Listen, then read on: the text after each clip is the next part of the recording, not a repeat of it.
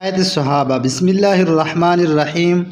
بکری کی سر کا چکر کاٹ کر واپس آنا۔ حضرت عبداللہ ابن عمر رضی اللہ تعالیٰ عنہ فرماتے ہیں کہ ایک صحابی رضی اللہ تعالیٰ عنہ کو کسی شخص نے بکری کی سر ہدیہ کے طور پر دی۔ انہوں نے خیال فرمایا کہ میرے فلاں ساتھی زیادہ ضرورت مند ہے، کم بہو والے ہیں اور ان کے گھر والے زیادہ محتاج ہے، اس لیے ان کے پاس بھیج دی۔ ان کو ایک تیسرے صاحب کے متعلق یہی خیال پیدا ہوا اور ان کے پاس بھیج دی۔ غرض اس طرح 7 گھروں میں پھیر کر وہ سر سب سے پہلے صحابی رضی اللہ عنہ کے گھر لوٹ آئی۔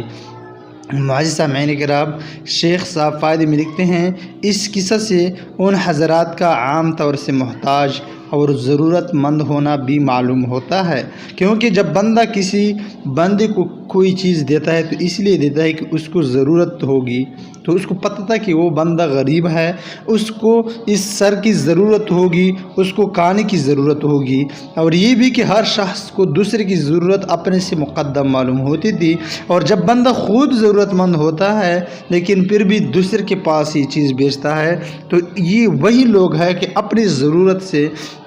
ان کو دوسری کی ضرورت زیادہ لگتی تھی اور مقدم تھی کہ خیر ہے میرا ضرورت